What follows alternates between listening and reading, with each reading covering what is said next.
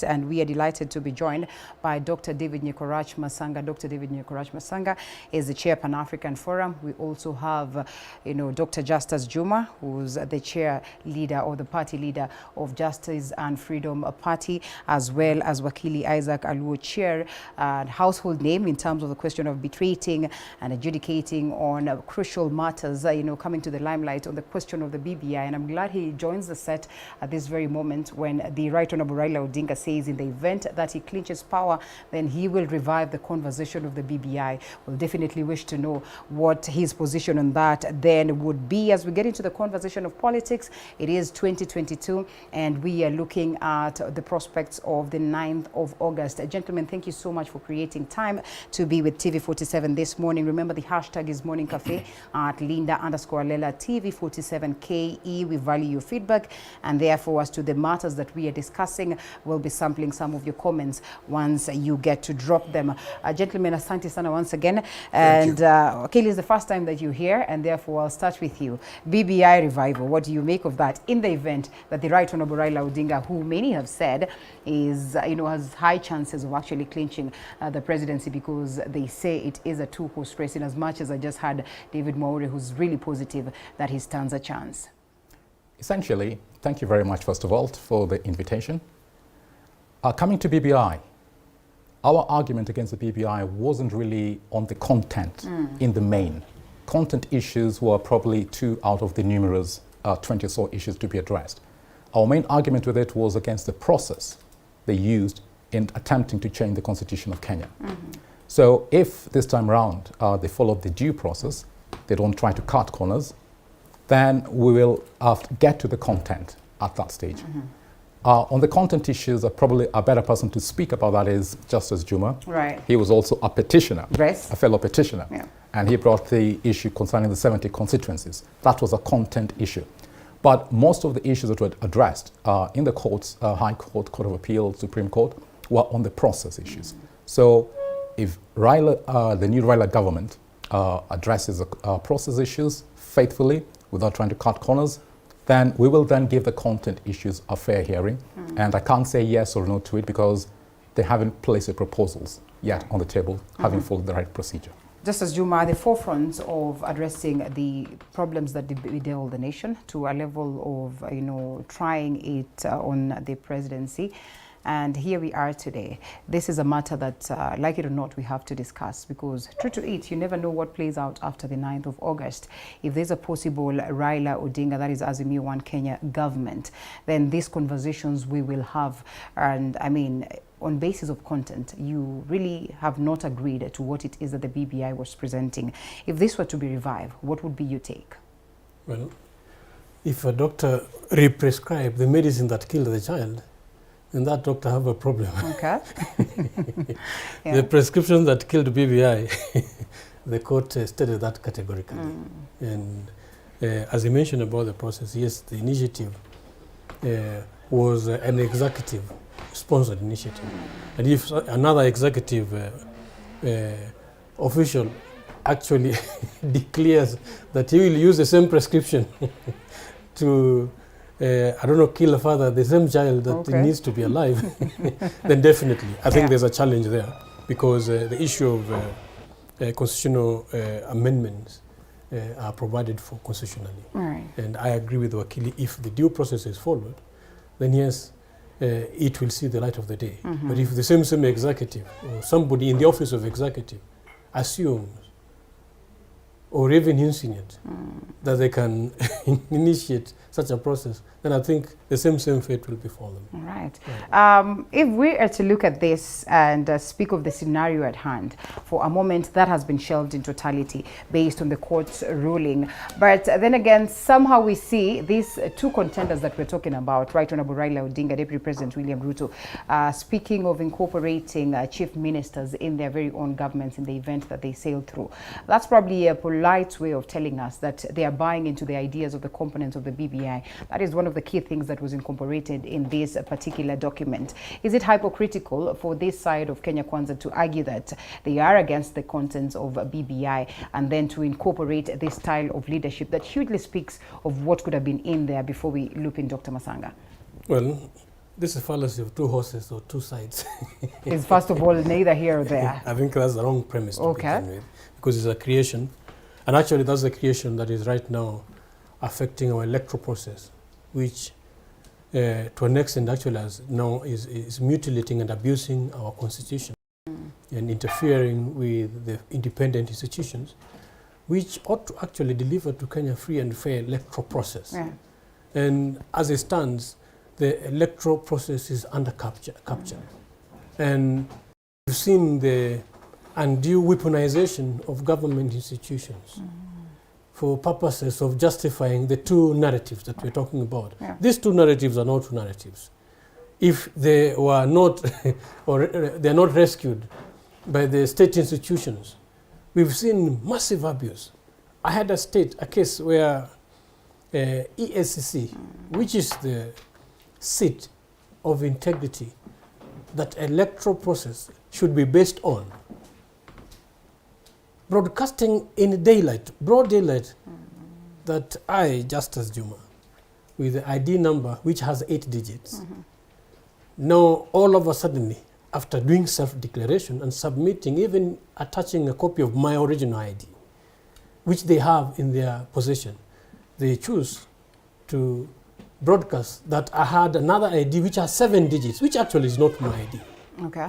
And list me along the list of unethical leaders, which EACC now is clamping out. Right. What makes EACC?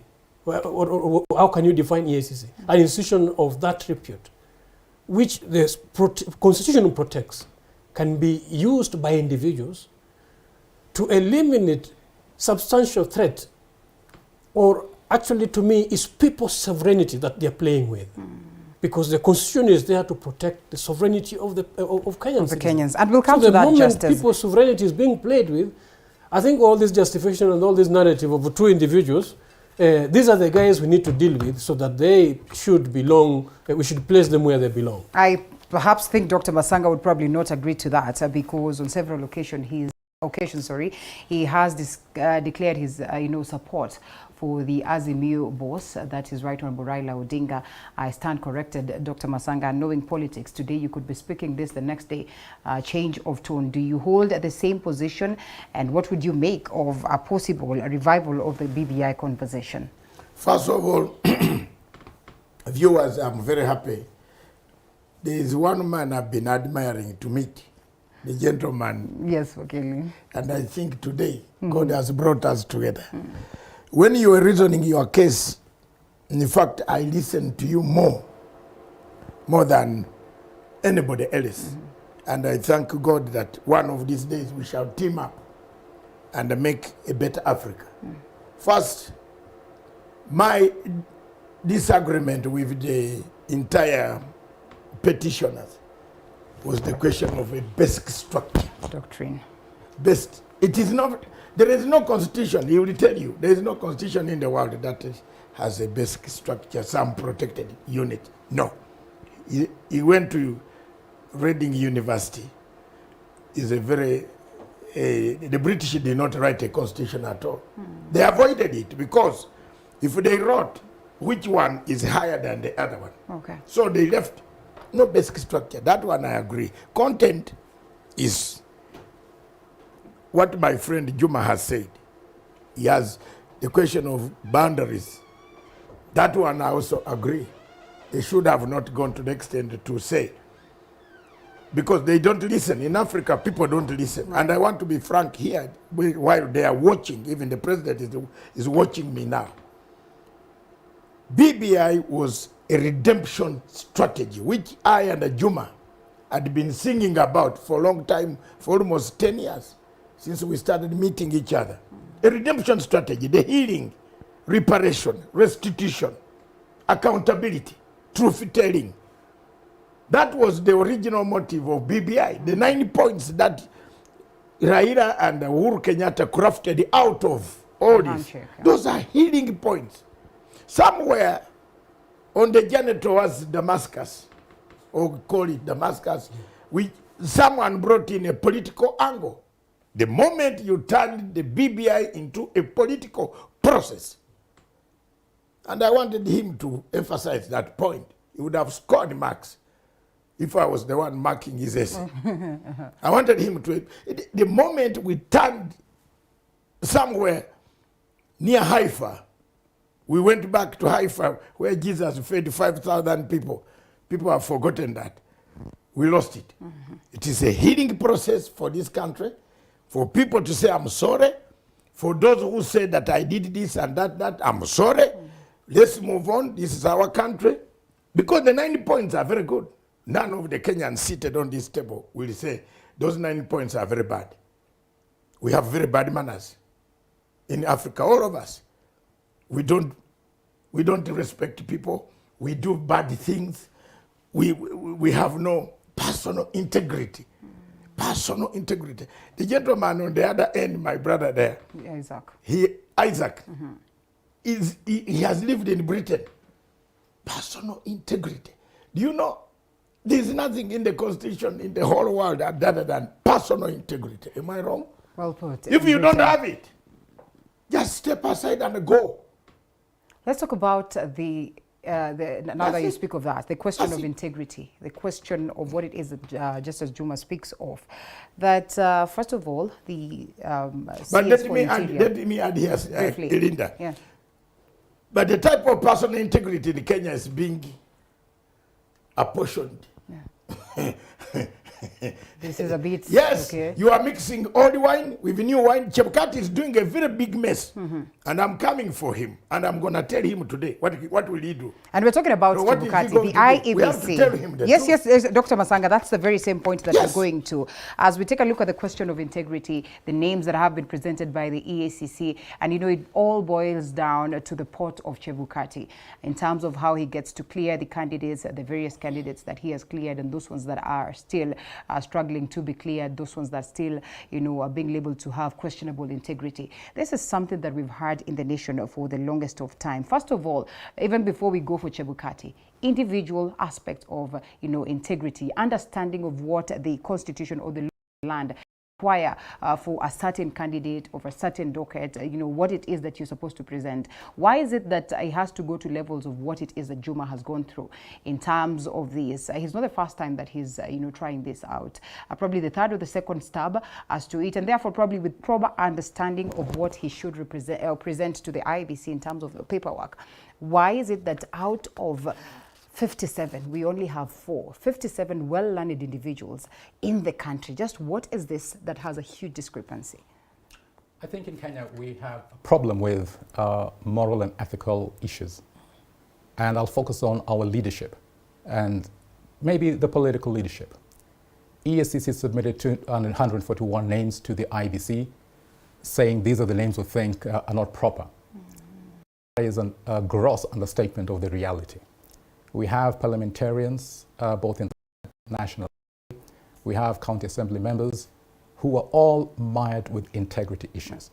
If EACC was doing its job objectively, without fear and favor of anybody, we should have had hundreds upon hundreds of people afflicted with integrity issues. I will suggest probably about at least 1/3 of all the elected leaders would have integrity issues. Now that is our weak point. If you go back 10 years, once the elections of 9-10 years ago, the issue of integrity was placed before the IEBC. That time it was led by Isaac Hassan. And at the time, IEBC was too scared to face up to integrity issues because the issues that were placed before them were at the presidential level. 5 years ago, the similar issues were placed before the Chebukati-led team. Chebukati had just become the chairman of the IEBC. And again, the fear of the IEBC to deal with the issue was evident. The Constitution has given the IEBC the jurisdiction and the mandate to address all electoral matters, including integrity matters as it affects candidates who are vying for elections. But IEBC, in its fear at the time, was dodging the issue and trying to say other agencies. EACC deals only with state officers and public officers. It has no jurisdiction over people who are out of that category. Most people who are vying for elections are not state officers or public officers. In fact, I'll probably suggest probably out of the 3,000 or so state officers under the jurisdiction of EACC, and you have candidates in excess of 15,000. So most people are outside the jurisdiction of the EACC, and therefore it is for the IEBC to exercise its mandate in assessing eligibility of candidates to address integrity issues and not run away from those. We are praying and hoping that in the ongoing general elections, IEBC is going to do its job.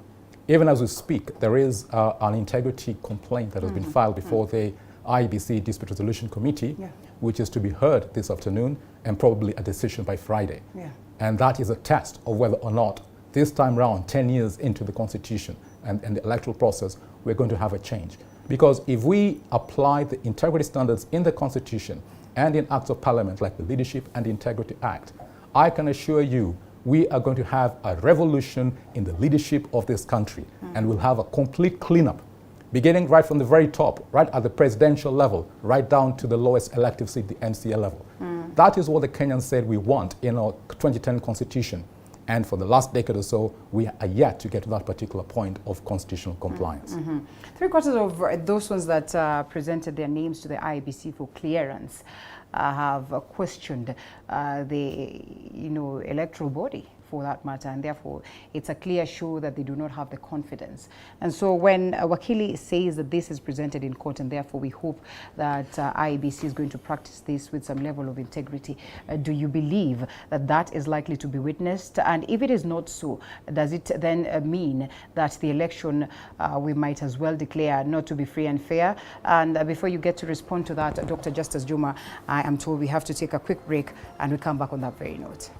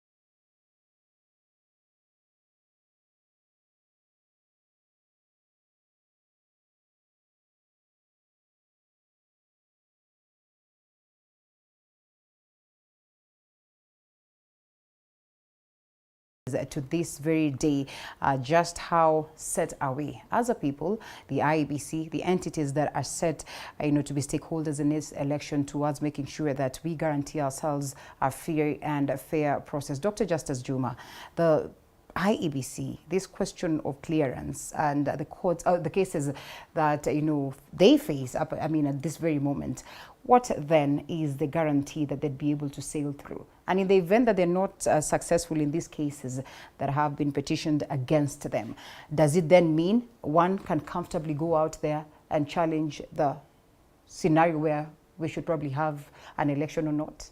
Well, as it stands right now, IEBC has stepped in various lines that actually are bringing a lot of questions in terms of the independence and legality of the electoral process that they are overseeing. And the initial question on the integrity issues, one person who supports Chapter 6 of our Constitution and uphold it actually is Justice Juma and Justice and Freedom Party. And one agenda that we were pushing on was to renovate our moral stock, to require serious integrity and ethical compliance. And from our side, the challenge we're having are the new rhetorics and the new friends, sadly new friends of Chapter 6 of our Constitution, whose questions, whose characters, whose lifestyle, even as we stand as to date, we know they cannot be more Catholic than the popes. If popes were to be measured, we know who are the popes in this country, where Chapter 6 of our Constitution is concerned. But what is the noble character, the chapter in our Constitution, should not be used by, to undermine sovereignty of Kenyan citizens. And the self-assured politicians and government must avoid the rhetoric and not use Chapter 6 as a means to their political ends, especially to those who are a threat to their political ambitions. I've seen people playing ping pong with Chapter 6 of our Constitution, which should not be allowed at the expense of citizen sovereignty. But don't you think then the EACC, the civil society, would be justified to present this list? And when we're talking about this list, we understand the cases that bedevil these individuals. While the Constitution dictates that they are innocent until they are proven guilty, some of these things are questions of integrity that are outright. We could have gone to levels where, like Dr. Masanga would say in the United Kingdom, where you say, your name has been mentioned even before the proceedings are on. Why don't you just take that moral standing of stepping aside and allow the course or the laws to take their course? In the event that you're cleared, then you will live to fight another day. That's what we were expecting. When I refer to you can't be more Catholic than the Pope, I'm just telling you that there are individuals who already are tainted and they are fighting and working so hard to make everybody look like them. And what they're using our chapter 6 of our Constitution right now is to make sure that everybody are like them, even the clean ones. And in the process, they are all seated back, looking clean, and we know who they are. And this is why, through Wakili, we've taken initiative to show Kenyans who really are the persons with integrity issues. Okay. And the institutions which ought to have done their work. And this is why, Wakili, we are asking our supporters, because if they're not going to address this thing, we're going to boycott these elections. The institutions which ought to have, and they are funded very well, and have the means to implement the integrity questions, they're the ones who are playing ping pong with Chapter 6 of our Constitution. So if we are to achieve what we are supposed to achieve, and this is based on the sovereignty of the people, where people are supposed to elect their people constitutionally as provided for by the law. Linda, we are required to go and seek mandate from the people and get at least 2,000 votes for not less than 24 counties in the entire nation, which Justice and Freedom Party did. And with all that endorsement, you come before one individual. At one given point, we are all cleared. And then we are told, but you need to format your, the soft copy of your supporters list and bring it in this format. And we ask them, what's the issue with the format? The law is not talking about the format. Where did this format issue arise? And we said, okay, yes, we will do it if you give us another date. Later we're given another date. And the following suckers that preceded that date, where we have the media houses we need to respect. Journalists, which also have journalistic ethics, and should research. When you're told Juma's ID is this, you have a right to call Juma because and find out whether. yes, proper ethical journalism gives any person right of response and verify whether is Juma having a right ID. And you see media houses running with the same fake story and with an intention of maligning an innocent Kenyan whose work is to make sure that the sovereignty of the people is upheld. All right. So right now, as we are talking, Linda, and the challenge, and which if you don't address, the issue of populism and personism. These individuals are the ones who are also capturing the electoral body. And they have a stooge there in the name of the chairman, playing at the dance at their whims, where I sit on the table and being cleared, and somebody just come and whisper in his ears, and then he throws a spanner in the works. You see, Doctor, I would want to play the devil's advocate in line with the media. Most of the times we'll report as it is, and we say it is alleged that it is at this very moment. But I agree with you. There's always that need to make that phone call and find out with you whether such is the case. Dr. Masanga, is this a show that the IEBC has been a little bit rigorous and vigorous and intense in this times process, so to speak? Which one? The very same IEBC you want me to speak the truth? Please do. Please do. There is which IEBC? The IEBC headed by Wafula Chebukati. No. The individual that you support. No, wait. Yes. There is no. Wafula Chebukati, if I were him, if Wafula Chebukati had personal integrity, he would be the first person to write his paper, his resignation paper, hand it to me. Because he's terribly performed, or why do you argue that? Badly performed.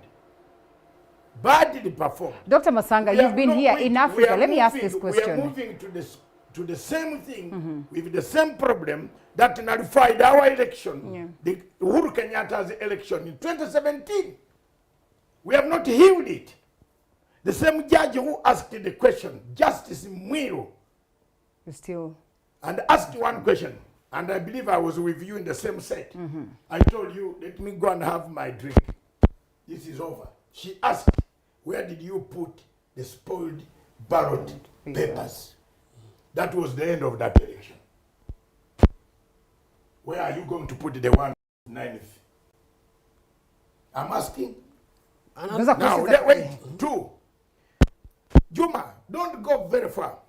KPMG is still verifying the signatures and the voters. Which voters are people taking there? I'm asking. Yes. Which is way later than what the Constitution speaks of. I'm taking some people to committee now. We are on the road towards committee on Fika Road. KPMG is still verifying the signatures and the names. So which names did Chebukati want these guys to bring? Which register is he using for people to collect the names? The names. Tell me. Maybe I'm a stranger from Philippa. I am Paul, who writing a letter to the Jews. Tell me, which one? And true to you have now collected 48 signatures of dead people, fake people, and so many things. You saw it. Yes, comes yes, out. The list is out there. Chebukati now comes out and tells us there is 1.2 million fake, the KPMG, sorry. Now, it means even the ones that the other people collected and took there are not the right signatures. Let's come now. Right. Come to Chebukati. You see, that was the word moral integrity. The lawyer, Isaac, was in the UK. Miller, the Minister Miller of the supports Chelsea Football Club. His car, he was driving home to Southeast London, and his car somehow stalled in a red district. And the journalist took a picture of Miller's car, and the Miller stood out to ask, why is the car? And the bodyguard who was driving, they stood out. Miller's picture was taken. It was put on the Sunday newspaper in a red district. And our children are watching this morning. We don't want to say what the red district is about. Yes. But the elders know what a red district is in London. Miller came to Parliament and said, thank you very much. My car stalled, but I've now created moral integrity. Questions. I will let the police investigate and see whether I was talking to those people. Because the Red District inhabitants arrived on the car of Mira, and the picture was taken as if Mira was dealing something with the Red District. Right. So integrity, the first thing in the constitution of any country is moral integrity. If you don't have it, then don't go ahead.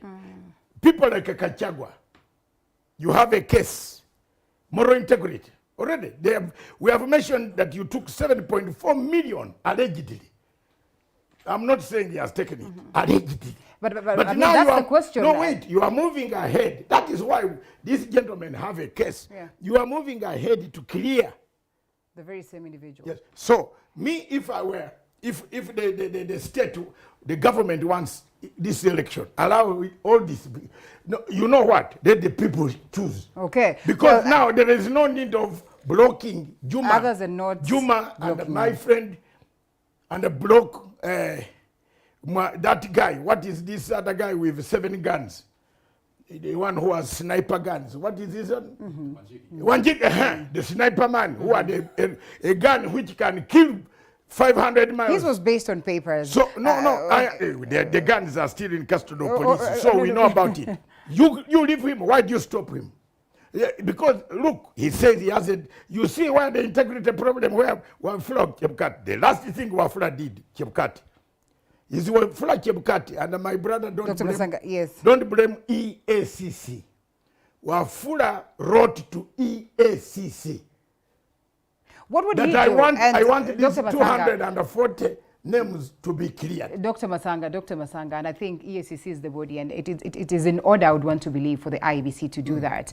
At some point in time, Wafula Chebukati acknowledges that there is a problem, but then again, his hands are tied as pertaining to the clearance of these individuals. He says he can only he can only stop them on the basis of the fact that they have been proven guilty. Such has not played out, and therefore he says he will proceed to clear this individual, something that was hugely, contested and questioned. I mean, looking at, just a second, yes. Dr. Masanga, looking at all these court cases that the IEBC faces today and the likelihoods of others that would be there, can someone today wake up and go and challenge us, having an election in court comfortably, and would that not be listened to legally? Before the Wakili comes in, make it very brief. Wafula Chebukati is a lawyer, but he's reading one small article, 75. Instead of reading 73 and 75. This in isolation? Yes. Okay. And in fact, I don't know who gave him the law degree. Proceed. Wakili, proceed. Wakili, educate him. 73 and 75 should be ready together. Because 73 talks about moral integrity. Don't tell us that I am using Article 75. Fair enough. No. Let's allow Wakili come in. Yes. On the issue of whether anybody can go to court and challenge whether or not we can have an election, it's a tall order because the Constitution has stipulated clearly we must have an election the second Tuesday every 5th year. So it's a tall order to surmount a very express provision of the Constitution. Terms of office of various elected leaders expire on that particular date. So election has to go ahead pretty much so. Okay. Where provision has been provided for maybe postponing it, for example, in a presidential election, there's some circumstances which, if they occur, an election can be postponed for about 60 days or so, or maybe a state of emergency or things like those. So postponing an election requires particular constitutionally defined circumstances existing, and then we can have a postponed election. On the issue of Chebukati relying on Article 99, Clause 3, or 193, Clause 3, whereby it's difficult to bar people who have been disqualified under clauses 2 of those relevant articles unless they've exhausted all their lines of appeal. Maybe some little history needs to be said about that. The initial drafts of the Constitution did not have that particular saving clause. But when the MPs in year 2010 went to Naivasha to negotiate the final draft, they inserted that particular clause in the negotiations for them to approve it. So that people go into a referendum. So basically, the politicians in office at the time basically gave themselves some saving grace. Right. And that is why we have this problem of enforcing Article 99 Clause 2 and 193 Clause 2. Nevertheless, it is still not impossible to enforce them, because if you rely on Article 99 Clause 1 and Article 193 Clause 1, that is not subject to final determination in a court of law.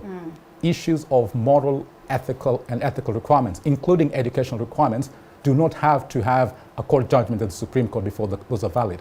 As is evident, if somebody is vying for an executive position and they don't have a university degree, they're disqualified.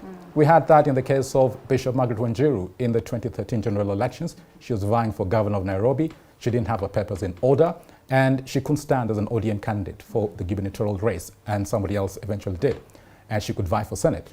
Now, later on, in defense of Margaret Wanjiru, she went and got a degree, and therefore she can now vie. But the point is, educational, moral, and ethical requirements do not require a court judgment at the High Court, Court of Appeal, or Supreme Court. IEBC can simply make an assessment on those three criteria and bar somebody who has not qualified on those criteria. And that is what we are urging the IEBC to do. Simply uphold, respect, and defend this Constitution of Kenya and apply that particular clause of the Constitution. In the past, IEBC has been scared to do that. We are praying and hoping that the Chebukati of this election is going to be courageous to do the job that's supposed to be done by the entire IEBC. If they do that particular job, then we're going to begin the road to recovering our political space and having more politicians with integrity and having a cleaner political sphere. Still, the dangers that are there, that would lie outside the court. For instance, you say, well, it will be a tall order for someone to go and challenge this, or whether we have or not an election. But then again, you've heard Dr. Justice speaking of a scenario where they're going to boycott. And therefore, it doesn't have to go to the level of the courts, but you'd realize that there are Kenyans who would decide to boycott. Of what impact would that be if such cases that we have today are not addressed? I mean, we had a boycott scenario in the last election 2017. Yeah. CORD, or was it NASA, boycotted the rerun. That didn't stop Uhuru Kenyatta getting almost 99% of the vote.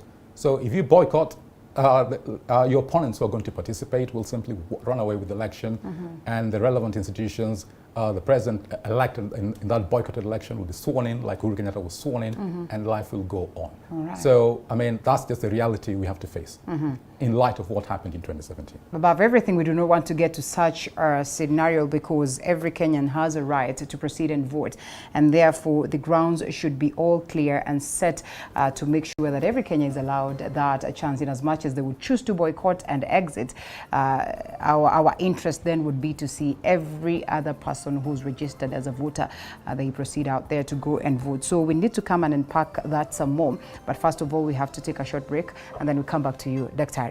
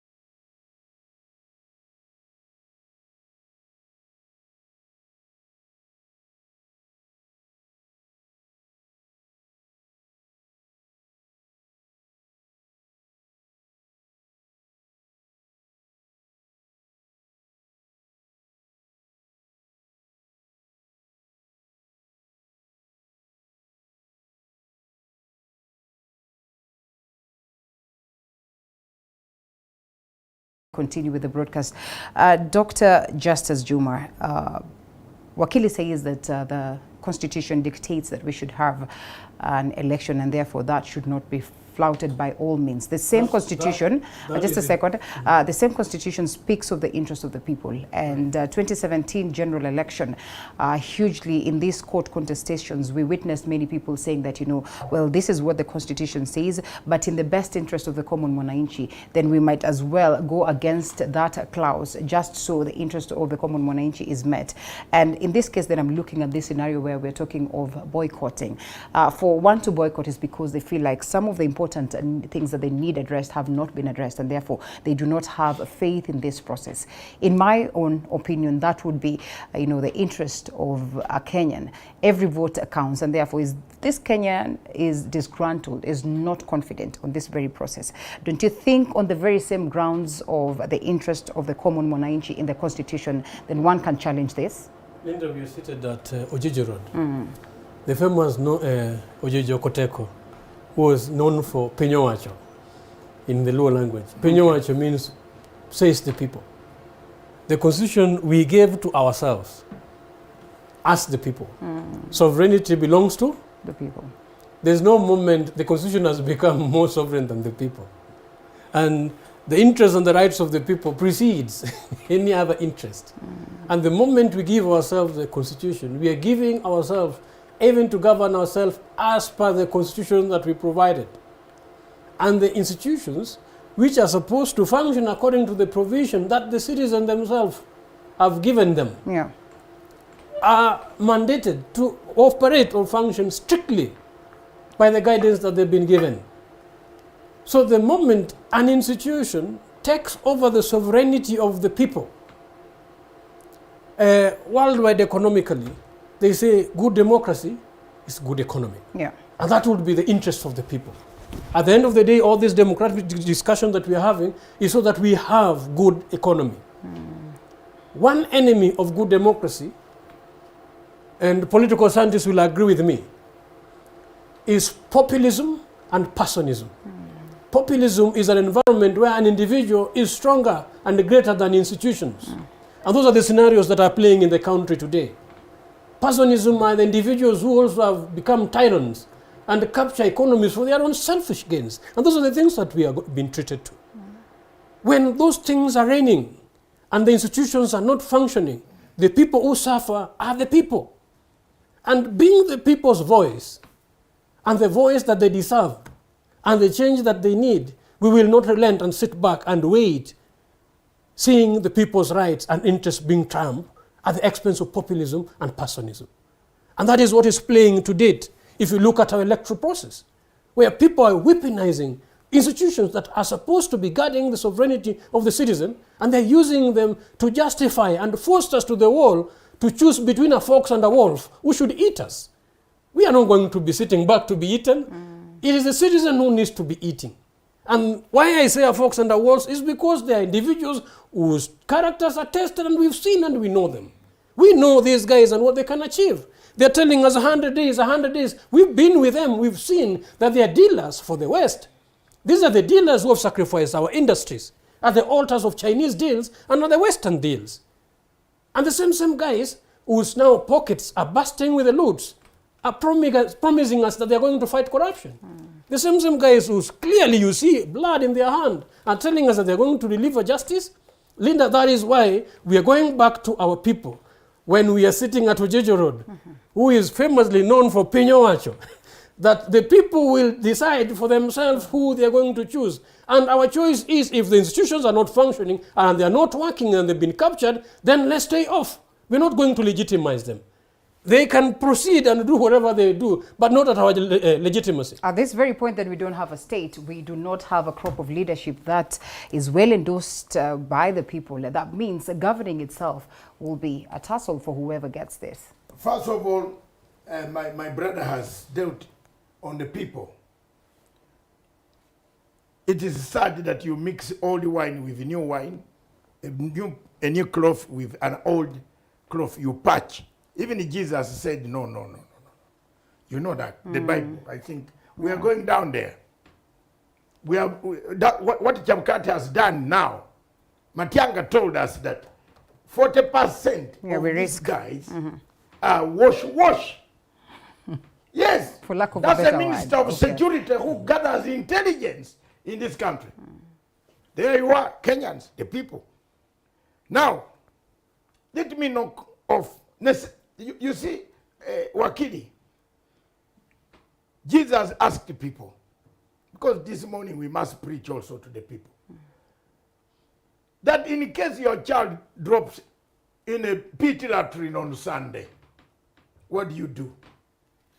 Necessity has no law. Okay.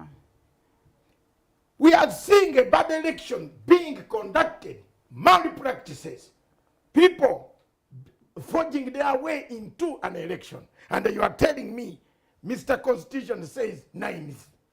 We have to hold A bad election, let me tell you, a bad election is equivalent to a war in Africa.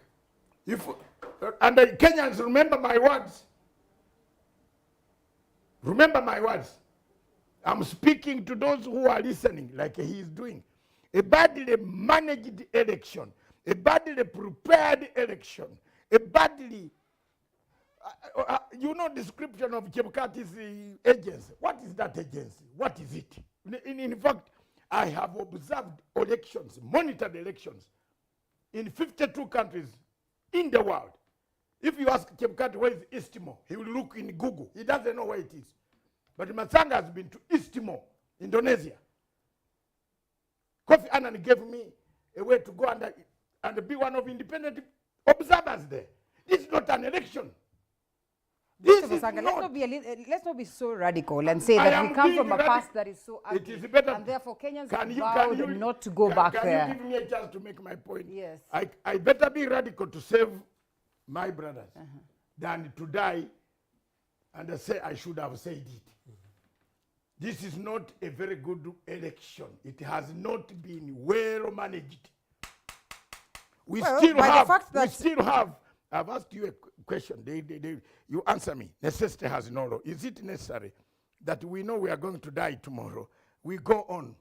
I wish we knew how. Put a disclaimer on that and say that such is not the case. I can't know whether I will die tomorrow. But I'm there to prevent. Jesus asked you that if your child falls in a pit latrine on a Sabbath day, do you wait and collect the child on Monday morning? Now here we are. We are heading towards a very bad election, badly managed, with people being blocked, running mates, other people have been cleared. The gentleman who was here has been cleared, and signatures have been got from an old signature, not the KPMG. Let's bring this thing out. Which signatures did Wabukati accept?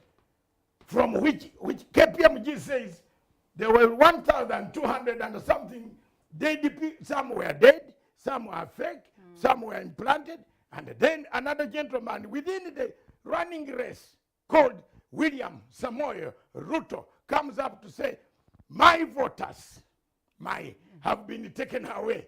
How did he know? How did he know? Then Wapula later on said, yes, some people have been transferred because they transferred the people. This is not an election. Hold it right there, Wakili. And, based on what Dr. Masanga speaks of, and something as basic as the audit was supposed to be published by the 9th of June, which did not happen. And so the exercise or this publishing is supposed to be done on the 16th, said by the IEBC. So that's a clear delay. If we are religious enough to follow the Constitution, this has been flouted. And therefore, we are staring at an election, if at all we're going to have one, which we hope we do, that is evidently going to be contested in court. How do we get ourselves off this hook? While we would want to block what Dr. Masanga says, reality is that it will be contested in court. And I mean, we have seen, and even on the papers this morning, speaks of these gentlemen that are trying to prepare themselves, with fodder for litigation. First of all, I'll probably suggest that whoever is thinking of possibly petitioning the elections, they can probably hire Daktari Masanga here. He'll give them some serious advice on the way forward because he has them at his fingertips. Okay. Yes, that's the first thing I'll probably say. How do we get ourselves out of this particular hole? It's late in the day. I mean, I'll probably won't put all the blame on the IEBC. Surprise, surprise, I've been the one who's been on opposite sides of the IEBC for the last 2 general elections. But on this particular occasion, IEBC made some efforts to try and get some things right. When they went to Parliament seeking budgetary allocation, Parliament never gave them the money. And when Parliament belatedly gave them some money, it wasn't what they wanted to do, whatever they needed to do. Let's take a simple case that was being highlighted in the media yesterday, campaign financing. IEBC published campaign spending limits and things like that.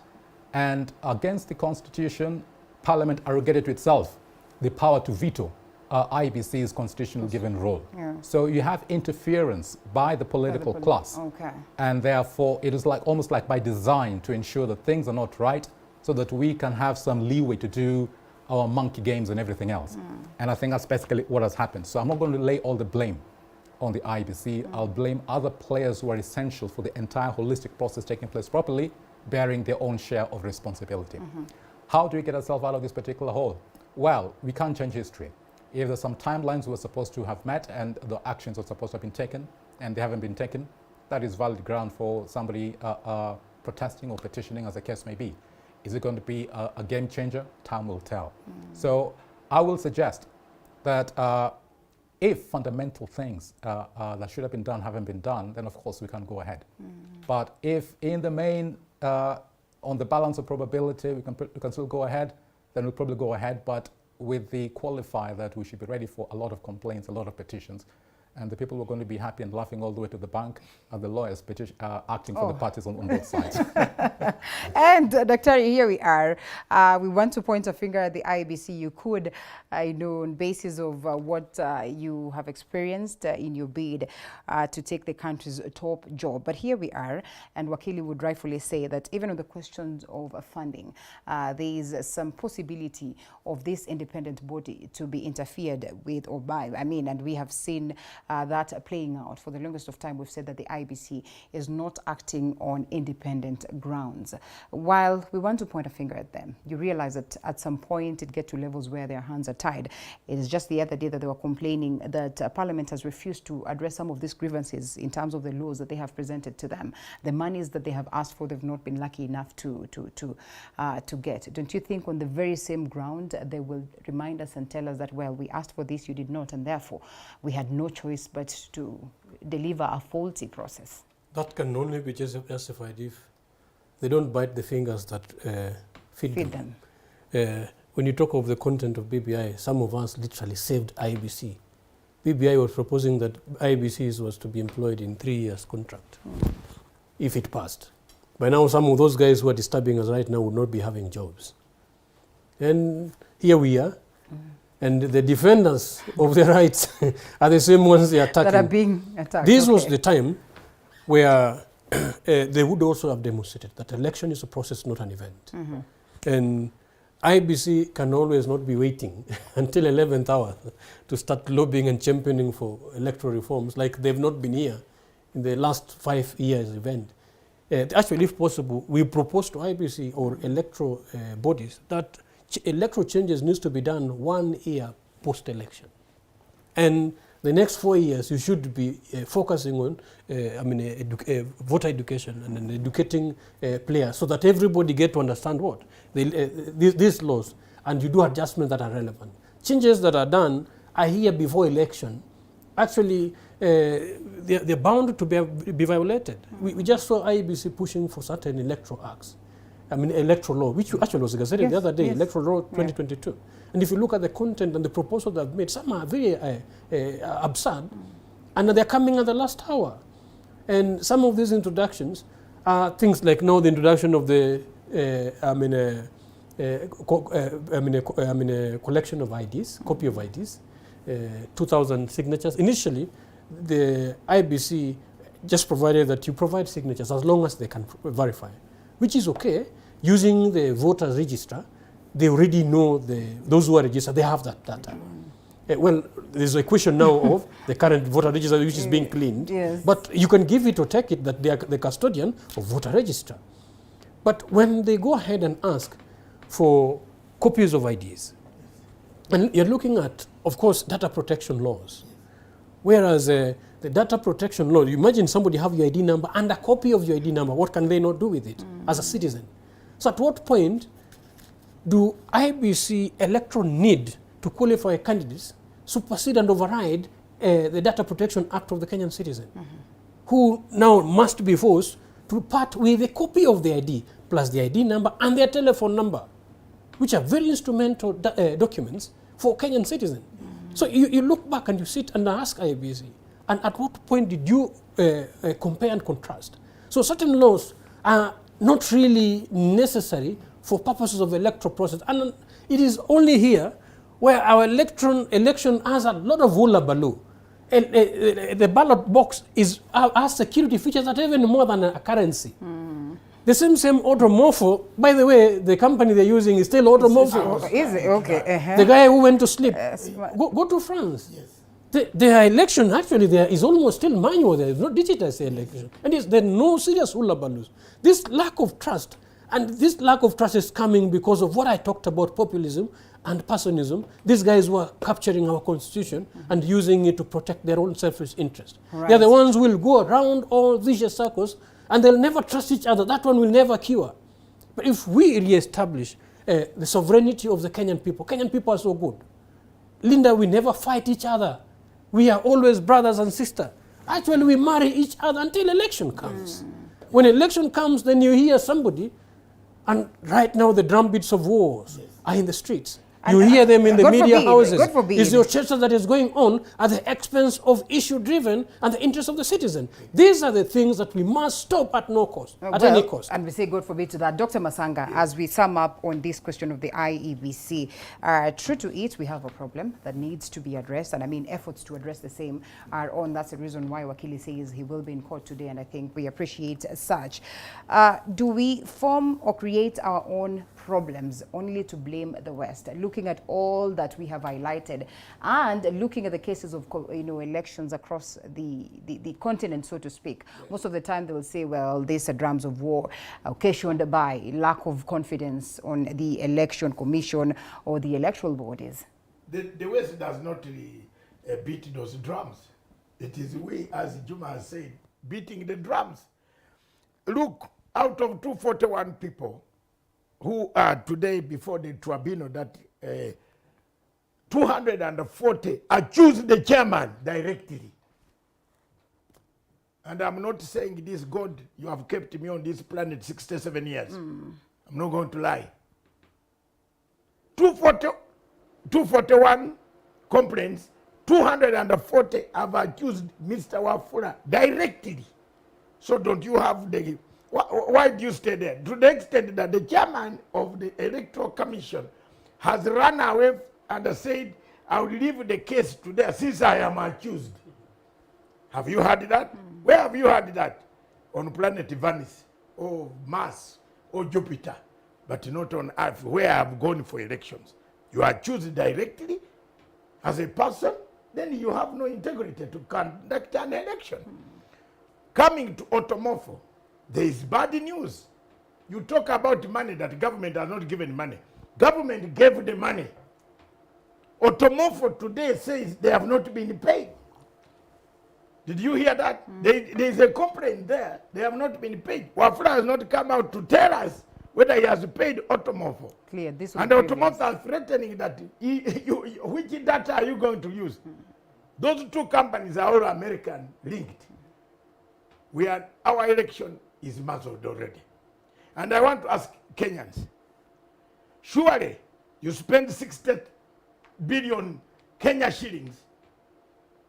My lawyer friend there, you spend 60 billion Kenya shillings knowing they would have built hospitals, clinics, roads, put in an exercise which is going to be challenged by Wamutata. My Wamutata, that is student friend of mine whom I taught how to do activism. Will be in court. Will be in court. You watch. All these grounds that I'm telling you are going to go at the doorsteps of Raila Odinga and Wajikoya and whoever and William Ruto. We would have wasted the money. All these are going, you see, this thing is already done. The judges are smiling. Wafula Chebukati The government said, sit with other agencies and listen. Let the Chief Justice, let all people come in. What help do you want? The first thing, Wafula Chebukati became political. He went to the political gallery and started siding with some organization called, is it called UDA? I don't know about it. Some organization with yellow colors. You know yellow colors? To say that the yeah, yellow colors have chased me away from my country, so I don't like to see the yellow color. Now, yellow colors, that's why I support Azimio. Because it has red colors, blue colors, that's UPC colors. Those are stronger colors that build this Africa, not this yellow, not this yellow. They opposition, they decided, yeah, they can be in opposition. I do. What? To who? Not me. It is you Kenyans.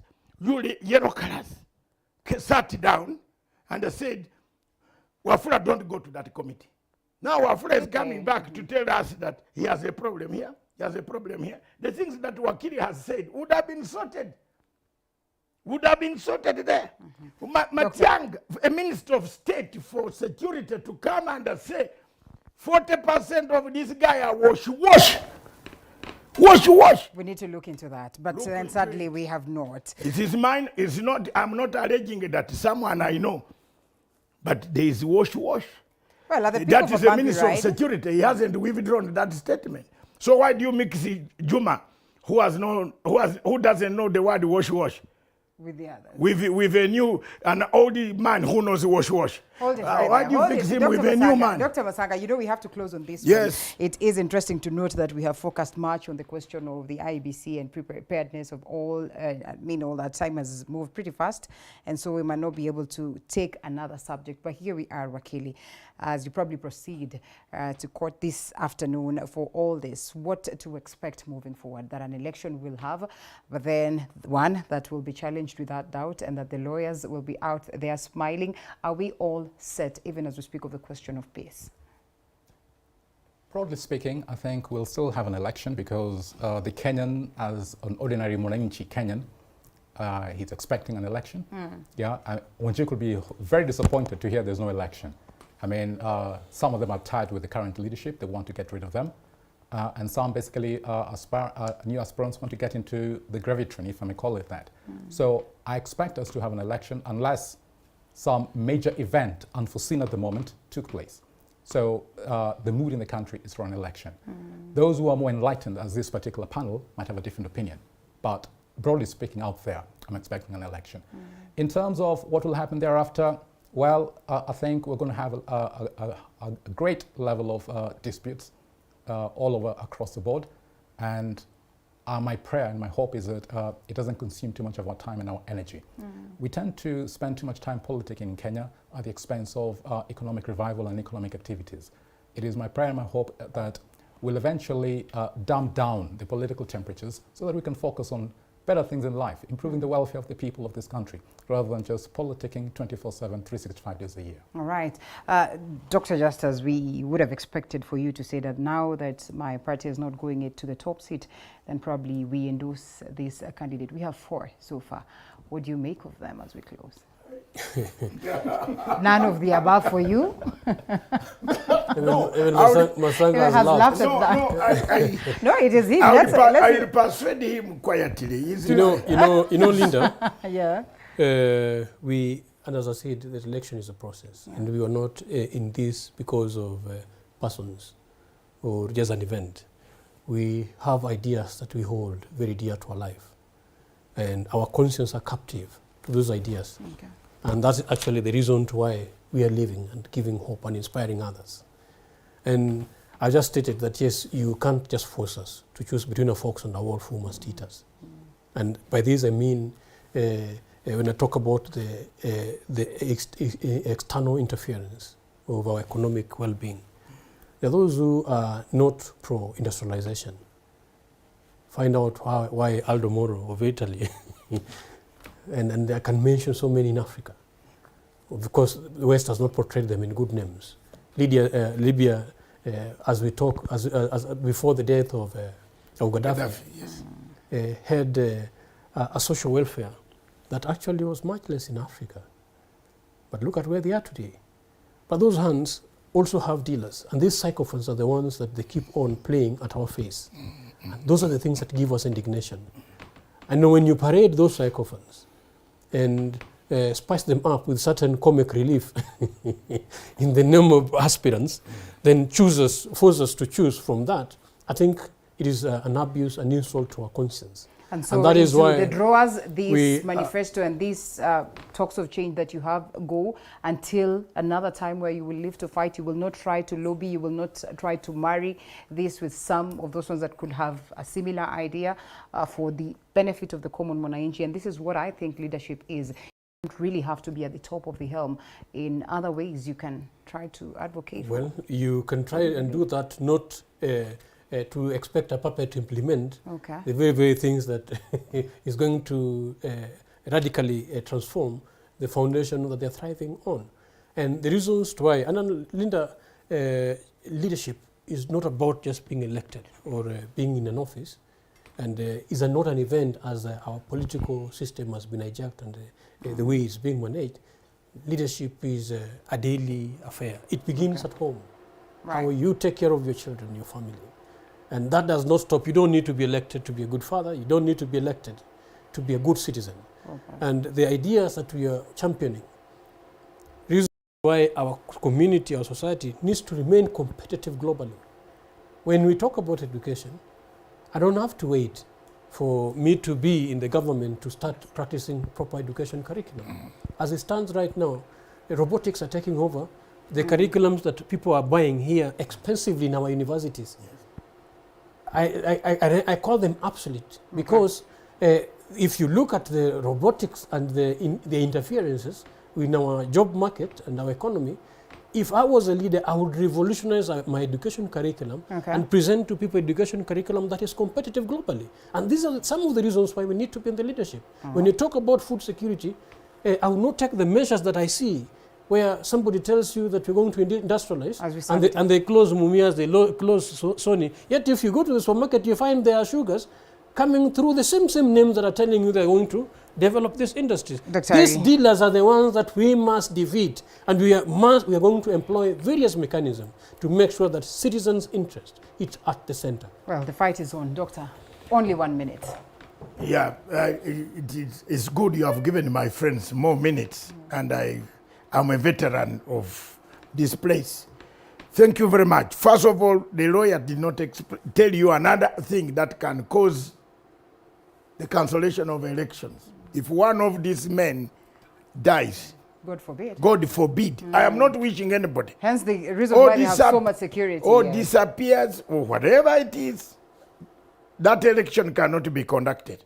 Ambia wa Kenya ukweli, wajue. So that these guys who have been given these things should behave also. Should not go into places where we can force no election. They would behave.